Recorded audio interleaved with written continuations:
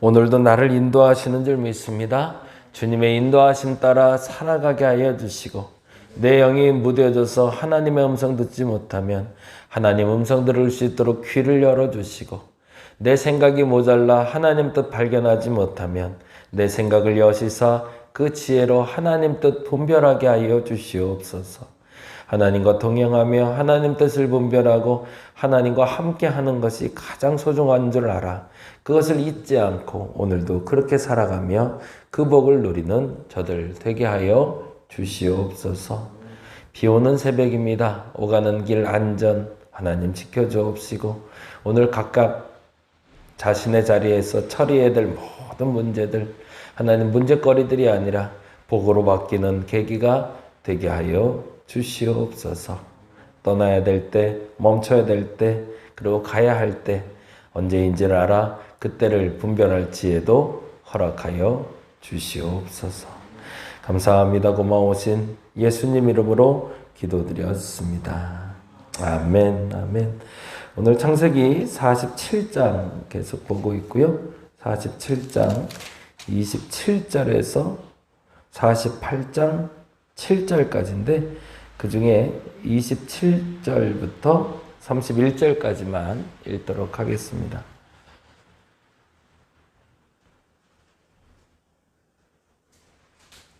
이제 창세기도 끝나가네요.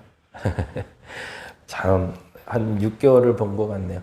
47장 27절에서 31절까지 같이 한 목소리로 읽겠습니다. 이스라엘 족속이 애굽 고센 땅에 거주하며 거기서 생업을 얻어 생육하고 번성하였더라. 야곱이 애굽 땅에 17년을 거주하였으니 그의 나이가 147세라.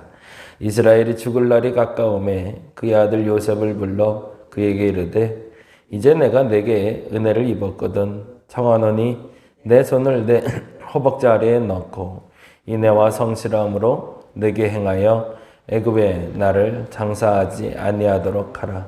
내가 조상들과 함께 눕거든 너는 나를 애굽에서 메어다가 조상의 묘지에 장사하라. 요셉이 이르되 내가 아버지의 말씀대로 행하리이다. 야곱이 또 이르되 내게 맹세하라 하매 그가 맹세하니 이스라엘 침상 머리에서 하나님께 경배하니라. 아멘. 47장 27절에서 31절과 48장 1절에서 7절은 두 가지의 약속에 대해서 이야기하는데요. 27절에서 31절은 선조들과의 약속, 아버지와의 약속을 이야기한다면 48장 1절에서 7절은 아들과의 약속을 이야기하고 있습니다.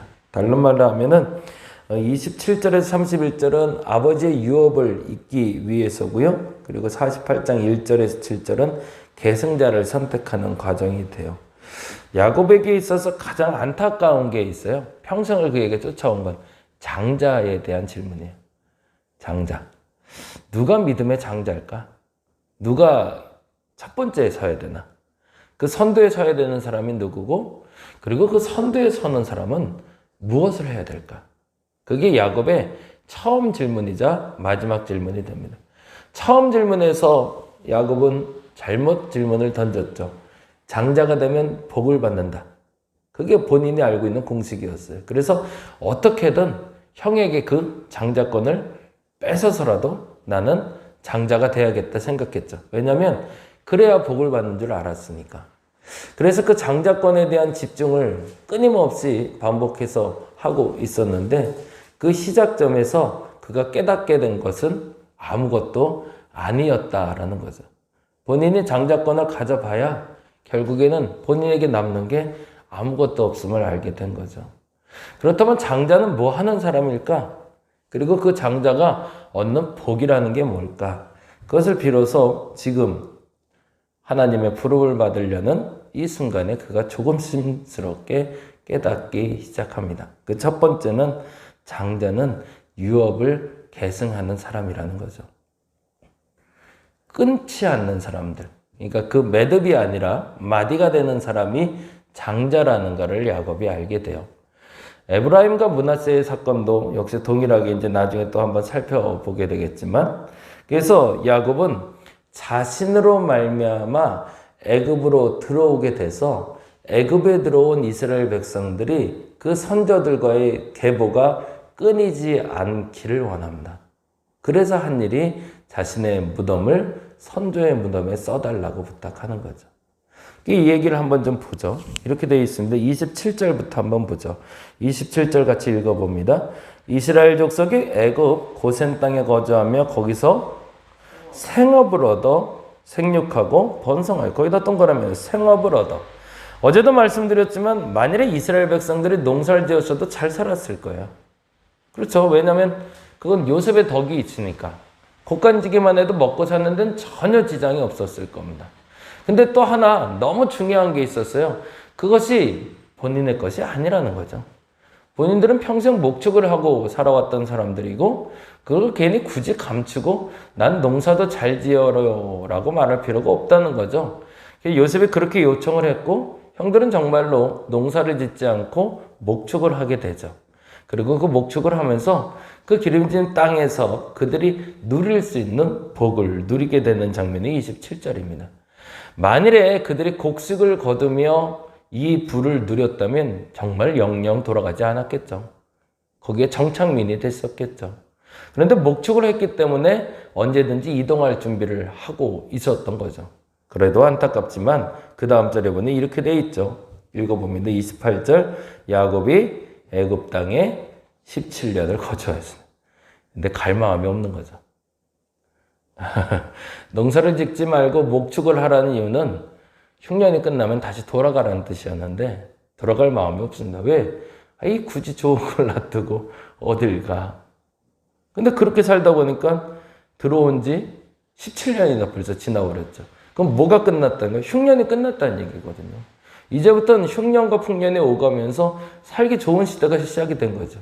그러니 굳이 내가 애굽에서 나가서 다시 가나안으로 갈 필요가 없는 거죠. 누구들에게? 형들에게. 그런데 형들이 아예 정착민으로 살아가고 있으니 이때 야곱이 방법을 하나 찾을 수밖에 없었던 겁니다. 그건 뭘까요? 내가 죽는 거죠. 그리고 내가 죽어서 어떻게 되는 거죠? 선조의 무덤에 묻혀버리는 거죠. 그러면 어떻게 해야 돼요? 아버지가 죽으면 형의 대표만 가나요? 아니요. 가족이 다 가야죠. 그래서 그 장례를 치러야 되는 거잖아요. 야곱의 생각엔 그랬던 것 같아요. 장례를 치르고 다시 애굽으로 돌아오는 게 아니라 장례를 치르러 나갔다가 다시 가나안에 정착하기를 원했던 거죠. 마지막 자신의 죽음을 통해서 장자가 해야 될 일을 마무리하고 있는 겁니다. 본인이 생각했던 장자는 축복을 받는 사람이 아니라 이제 깨닫게 된 거죠. 장자라는 건 매듭을 짓는 사람이 아니라 마디가 되는 사람이라는 걸. 그래서 스스로가 죽음으로 나의 계보가 끝나는 것이 아니라 내가 죽은 이후에도 이 계보가 가나안에서 지속될 수 있도록 자기의 죽음을 연결고리, 가교로 만들고 싶었던 겁니다. 그래서 그의 죽음 앞에서 이렇게 얘기하는 거죠. 30절 같이 읽어볼까요?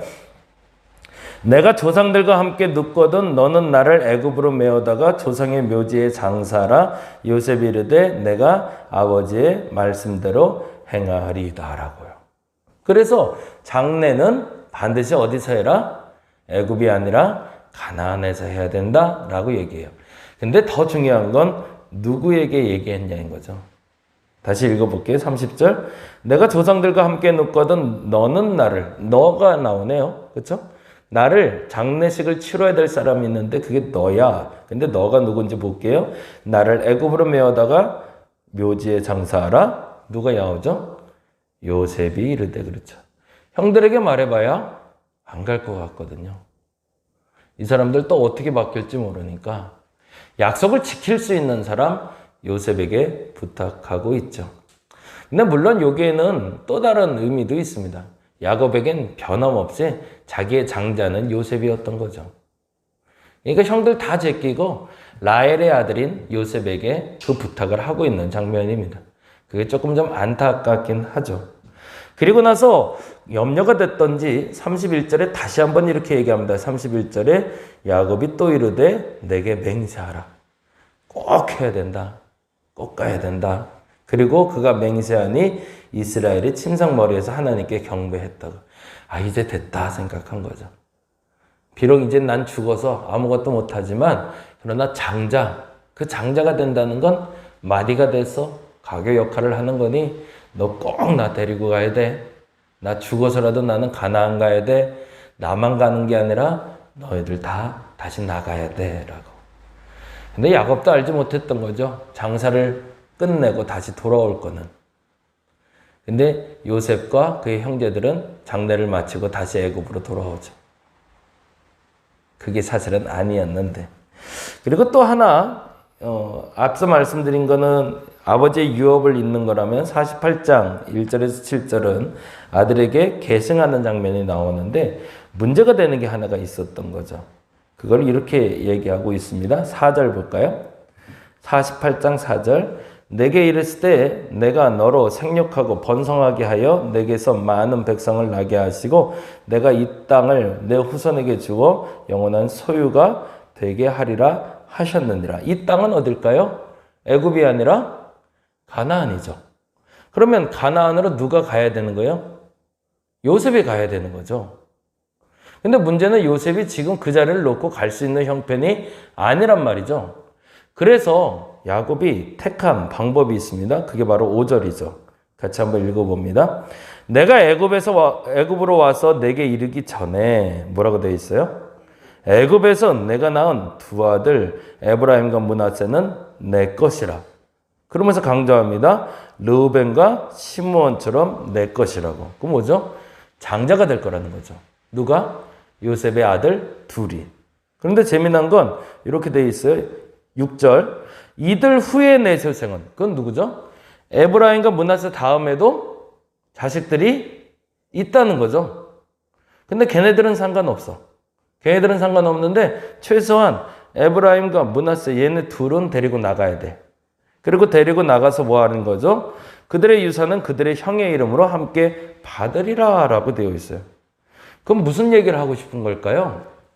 사실은 야곱에겐 또 문제가 생긴 게 있었어요. 아까 말한 대로 아버지 유업을 계승하기 위해서 난 가나안으로 가야 돼요. 그게 장자의 축복이에요. 그리고 장자가 해야 될 일이에요. 근데 내 뒤를 잇는 건 누구죠? 요셉이란 말이죠.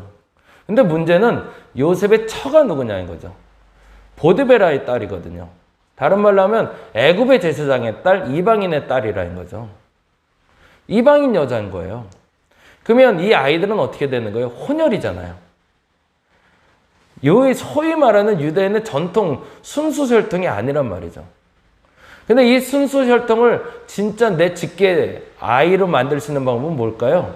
그 아이들을 내게 입양시켜버리는 거죠.